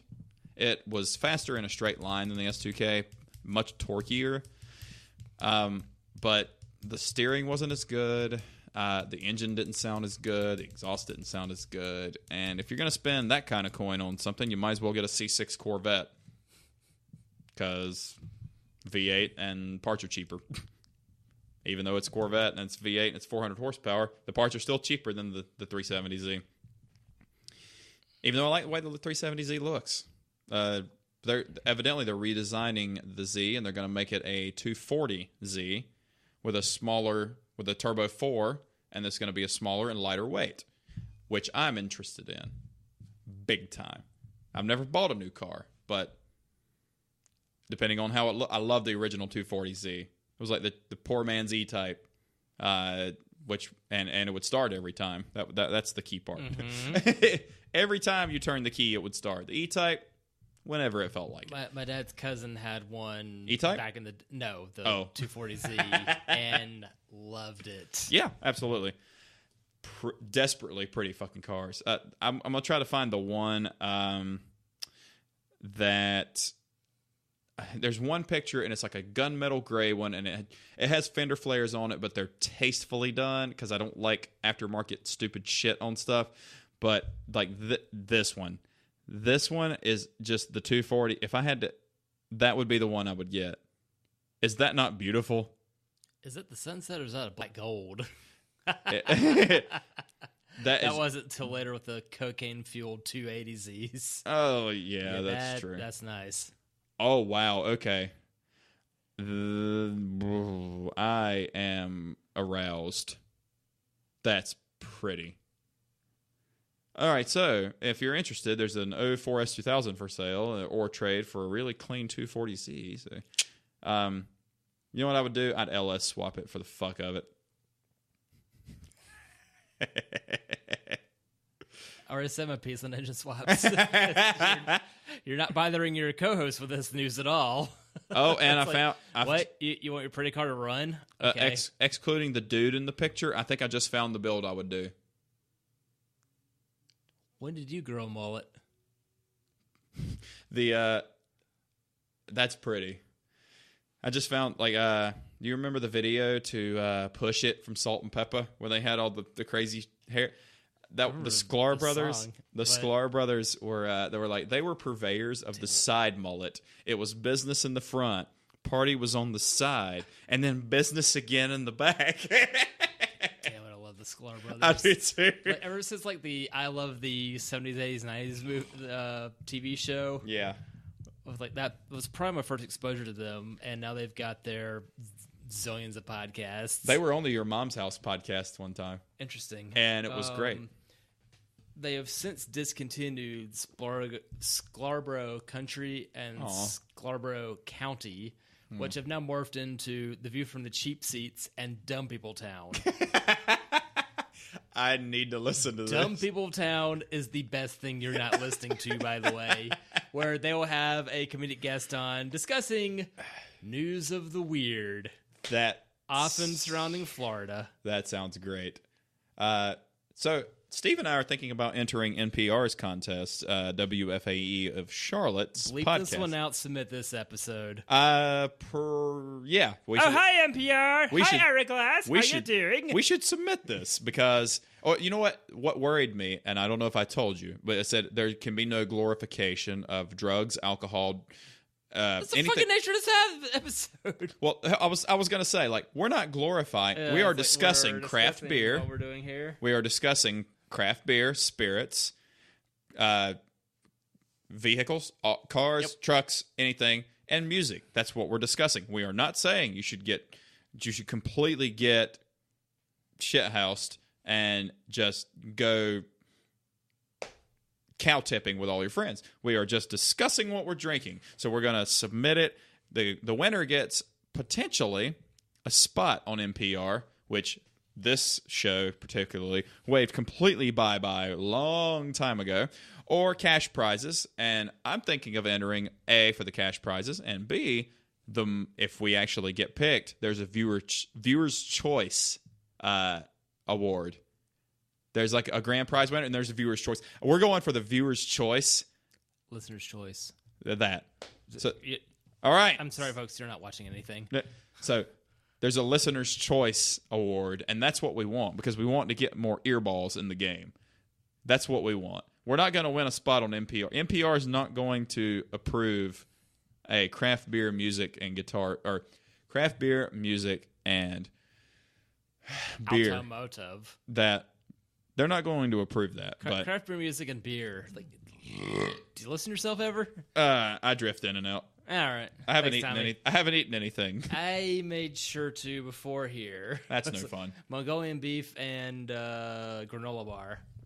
What makes it Mongolian? Does that mean it wants to take over half of the world? Didn't it? Dude, have you tried this? Because it is delicious.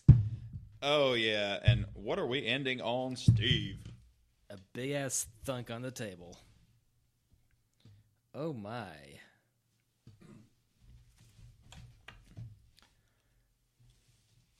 Well, tell them about it.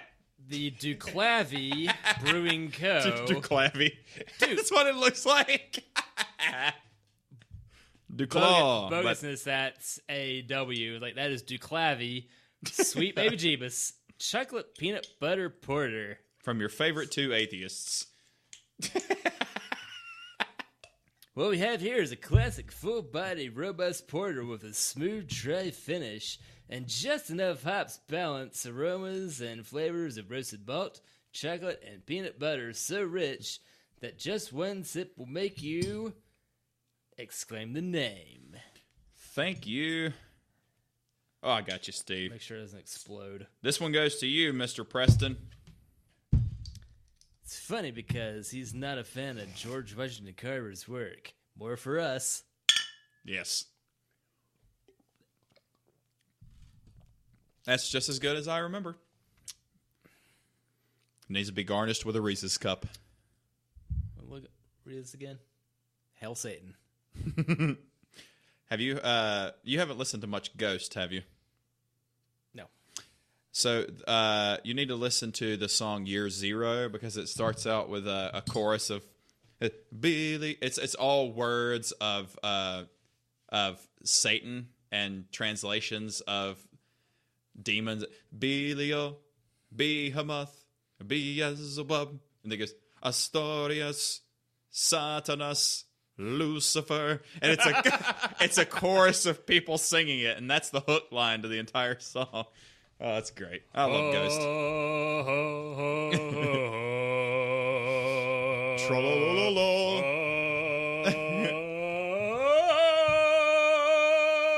Steve and I play for the winning team. I can't think of any other automotive trends I want to go the way of the dodo right off the top of my head. But if I keep thinking for a little while, I know I don't like leather seats, but that's not a trend. That's something that's needlessly being sold to the thieving masses that, yes, you've got a fancy car, it must have leather. Well, I'll give you one. Something that's going to wear more badly, feel hot in the summer, feel cold in the winter, and get way dirtier and be higher, be more difficult to maintain. I've got it. Here's something that needs to die. Too much Alcantara. So it's like fake leather that wears worse. Well, it's got that soft, but the thing is, I don't want an Alcantara dash and a headliner. I don't want my entire interior to be a dull charcoal gray of like a 98 Honda Civic. I should know, because I had a 98 Honda Civic. Was that one of the cars that got stolen? No, that one got wrecked. I've wrecked every silver Honda I've ever owned. So the next Honda I own is not going to fucking be silver. When it's everywhere. Mechanic Shop in Greensboro has an 08 Fit Sport in orange. That's a pretty color. Interesting. It's like, if I was in the market, I go talk to Scott, not cousin. If I were in the market, an Element would actually get, and only because it's utilitarianness. Like you need the Jeep, but less powerful. Yeah, 30 horsepower less too. And the thing is, too, you could put an exhaust on it, and it's not going to sound good. I got an exhaust on the Jeep, and it does sound good. So I'm going to I'll be buried in that motherfucker. Like, if something happened to it, I would just buy another one. I love it that much.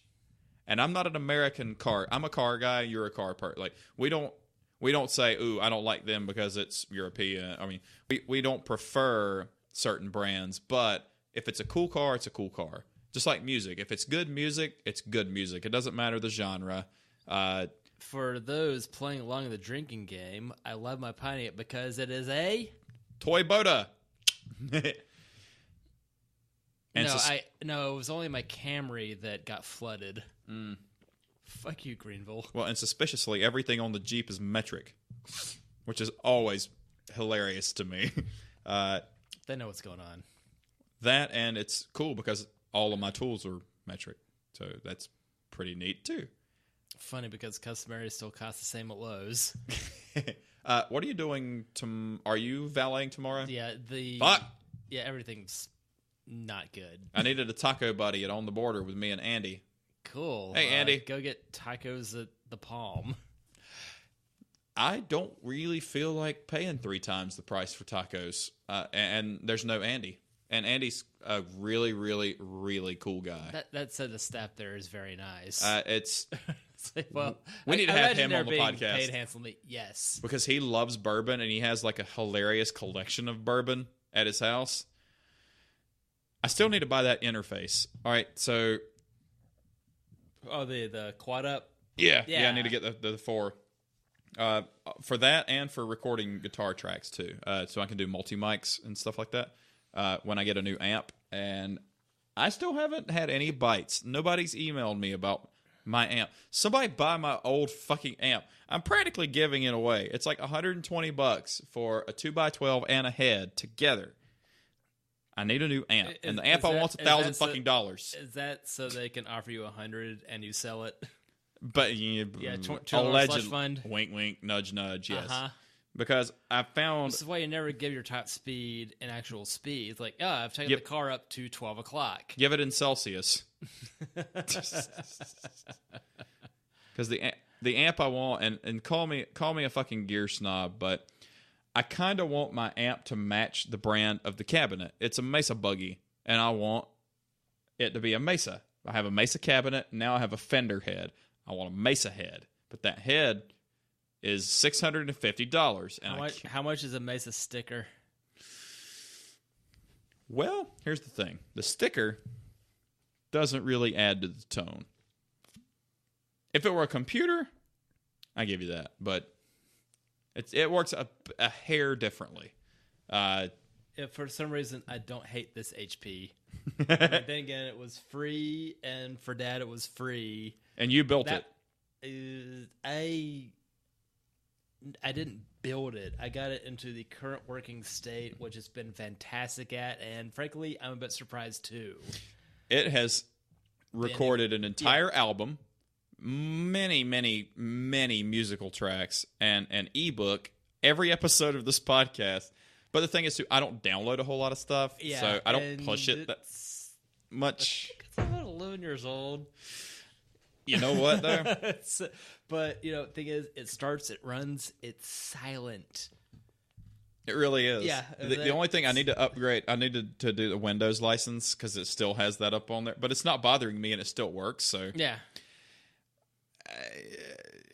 What's $50 to you?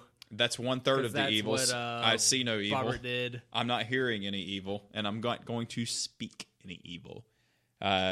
We have done... Just be evil. Hell yeah. It's like, that's a fourth monkey.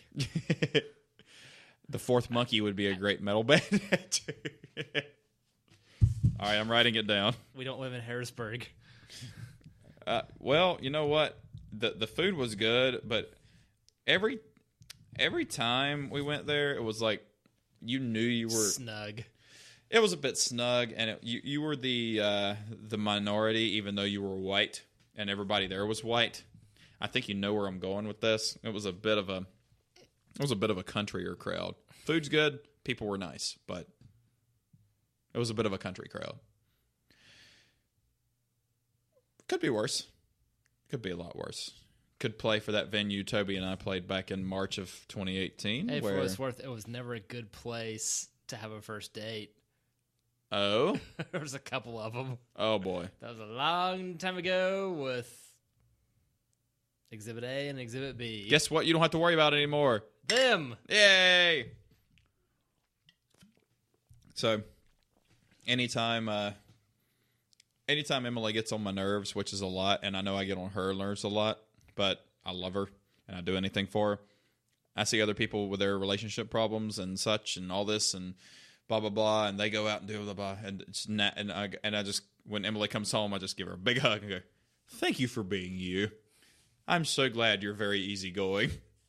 I mean, everybody has their nuances, but hers, not even in the top 99% of annoyances that everybody else is. And I'm sure you could probably say the same thing about Kaylin. Like, she seems really mellow, and I need to ask her about her... Oh, yes. I'm absolutely the weaker link in that relationship. I need to ask her about the thing she introduced me to in the mountains for medical stuff.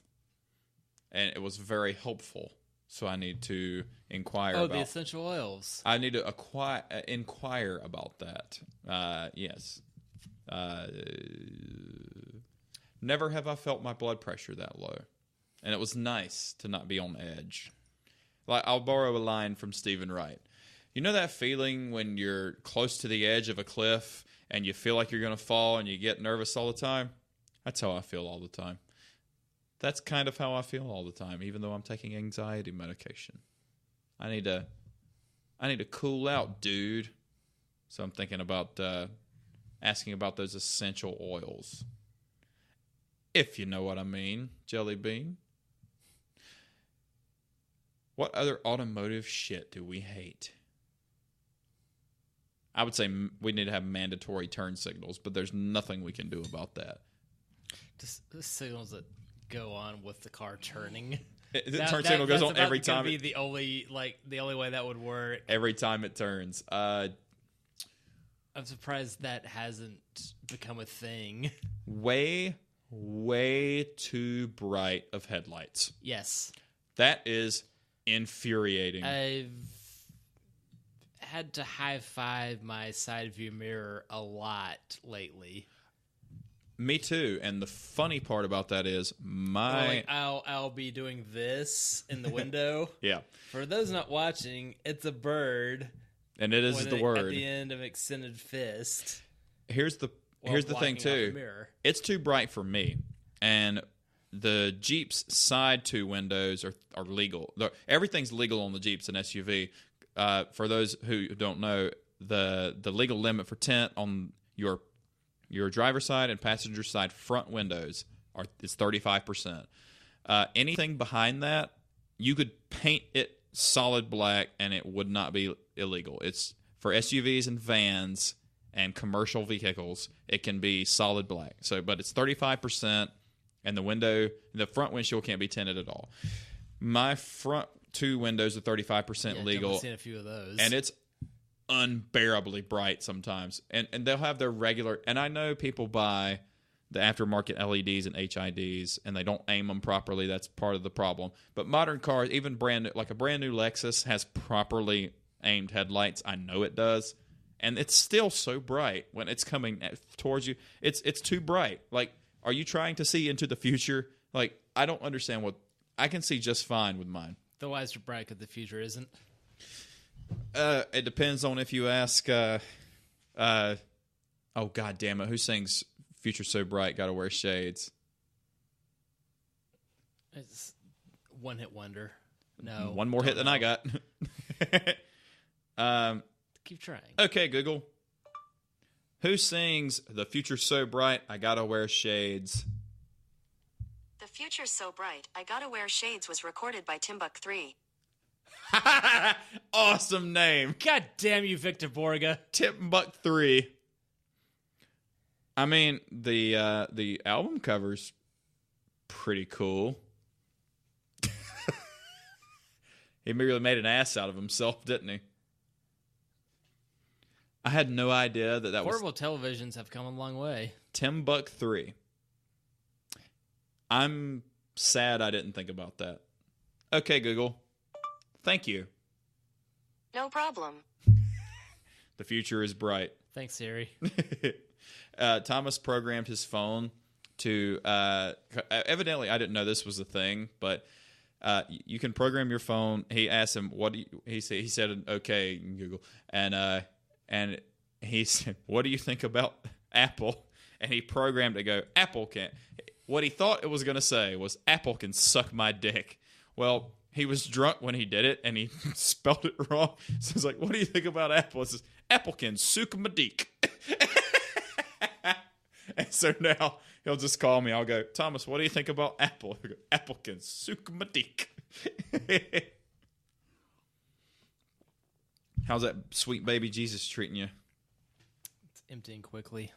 It's pretty good. Well, we're out of booze up here, and we'd have to go downstairs to get more, even though we're an hour and 44 minutes into this one, and it doesn't feel like it. Mad decent much. They're all fun, but it's funny when you do 24 of them that some are more fun than others, and you get on tangents and such. We didn't even make it to the muscle car book that has what on the front? King Cobra 2, baby. I'm going to turn to a random page, all right? Okay. All right, so shout out to my mom. Hey, Mom, love you. She got me 3 books for Christmas. And in true CBG form, it's a car book, Muscle Cars, a bar book. It's a beer book about the styles of beers and beer recipes, and a guitar book about the history of every major guitar company. So, very appropriate book. That might be a very EP25 thing. Like, give the people a teaser of this, and then we'll go more in depth later. Yeah. Okay, that's cool. Yeah. So episode 25 will be about muscle cars. Meanwhile, we are a week from the anniversary of one of the dumbest amendments ever. Oh? Prohibition. Next week, the 16th. Shit. All right, so it fell on a weird week. So I say for episode 25, we do the 21st. We do a nothing but a 21st Amendment. What do you think? We'll get all 21st Amendment beers. Oh, wow. For everything we can find locally? Yeah. All 21st Amendment beers, and we do muscle cars. Ooh. And what are we going to do with guitars? Well, you've still got the books. True, but it's the Guitar Family Trees, the history of the world's most iconic guitars. And, of course, it has all of regulars. It has your Fender, your Gibson. Then it has some really ugly ones, like that one that Jack White plays. It looks like somebody designed it with an Etch-a-Sketch who was on heroin. And there's a lot of guitars in here that I've never... There's the Fender Family Tree, and that's a poster that's huge-mongous. Ooh. I like Fender guitars, actually. I like all guitar. Well, I don't like all guitars, okay? I like a lot of guitars, but I don't like Parker Fly guitars. Do you want me to show you why I don't like Parker Fly guitars? Because they're fucking ugly. Is that what happens when Marty McFly got married? Yes. Music Mans are always pretty. I like the Music Man. Lev plays Music Man basses, and they play really good, and he is Wait, what was that last one called? The Stevie? Where? Back. That one. Stylo. Never mind. Let me show you what a Parker Fly looks like. It is that. Is that not ugly as fuck? I don't know if a guitar can make this noise. Think more Bobcat Goldthwait as I go. They are ugly. And then there's the guitars I play. Paul Reed Smith's. It's Purs. Yes. Oh, so pretty. Very, very classic shape. Now modern classic. There's the Dragon 2. Those look familiar. They do. And here is one of the original Dragon single cuts. And I think this one sold for how much? How much is this? $28,000? Yeah. That's a lot of shit going on. Which dead crustaceans is that made of? Yes.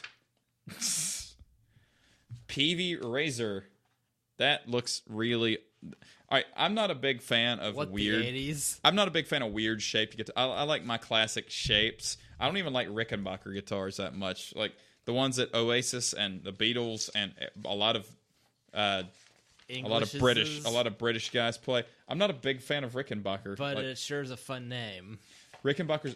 Thomas's dad has a bunch of old Rickenbackers. Oh, hey, Editor Steve. Like, I don't like the shape. I don't like that shape at all. It just looks awkward. It looks big. They're really big. It looks like giant Pokemon guitars. They're really uncomfortable. They're like they're like a 1.5 times the size of that PRS. They're really bulky and they sound good. They're real thick and warm sounding, but they're not for me, man. I mean, there's too much. Gretches are pretty, but they're huge too. That looks like it got stolen from Elvis. There's Guild and Hernandez and Hauser and Hofner. It looks like a violin. Ibanez. Steve Vai plays Ibanez. Joe Satriani plays Ibanez. The Stephen Carpenter from the Deftones plays Ibanez. Steve Vai's signature guitar has a handle on it so you can carry it. That looks like a better Rickenbacker. Ibanez are actually about the same size. That still looks huge, but the handle, man, that's where it's at. That's Dara Malekian from System of a Down. That's the guitarist he plays. That fits if you're. It's System of a Down, so that I'm surprised that Schecter's not in here. Schechter is a Avenged Sevenfold plays Schecter's. Seether, Sean Morgan plays Schecter's. Yeah, I'm too old to keep listening to this Avenged Sevenfold. I don't like Avenged Sevenfold. I know Baker would kill me and Toby would kill me, but I don't like Avenged Sevenfold that much. But Seether, I do still like. There's Martin. That's all acoustic. Martin doesn't make electric guitars. Look at that head stuck on that motherfucker. Riddle me this, Batman. I bet you one of those things would be expensive. Oh, there's John Mayer, who is really fucking good, by the way. I like his blues. I hate his pop. The joke is, and it's not even a joke, the pop career funds the blues career, which is what he really likes to do. He writes good pop songs. It's not our cup of tea, but I still like Nor is my No Such Thing. Glass of Earl Grey. No Such Thing. The song No Such Thing. I want to run through the halls in the high school. I want to scream at the top of my lungs. I don't hate that song. But Body is a Wonderland. I could take it or leave it. But the John Mayer trio is fucking boss. He makes the best guitar faces too. Have you seen the memes? No. Do you wanna? Do I have a choice? Let's see here. John Mayer guitar face. Next on CBGF. CBG force feeding. CBGFF. He has the best ones. Derp, derp, derp, derp, derp, derp, derp, derp, derp, derp. Derp, derp, derp, derp, derp, derp, derp, derp, derp, derp. Derpies.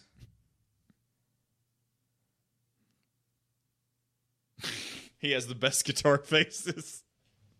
I don't think I've ever had that face before. Have you seen the guitar face with slugs?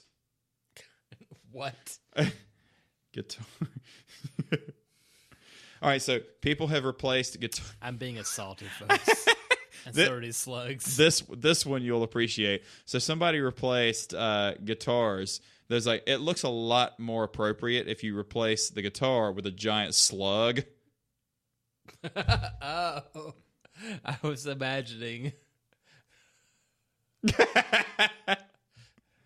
I was imagining like the slugs in place of the players. No, yep. It's like they're holding a Awesome. giant slug instead of a guitar.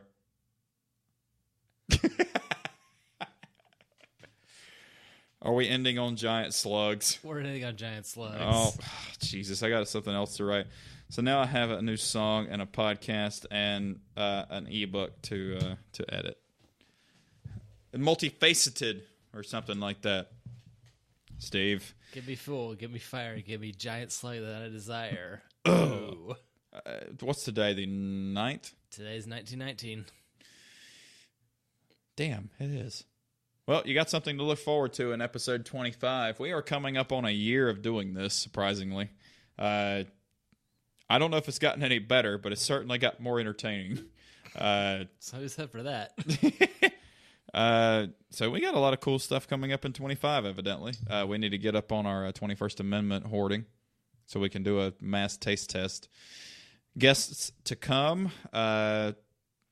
Steve, that's all we got. I guess that's it for 24. So I'm AJ. I'm Steve. I think we're done. One more good clink. Yep. Hasta Luigi. You didn't say toodles. Toodles. No, you have to say toodles with feeling. Toodles, damn it. Yes.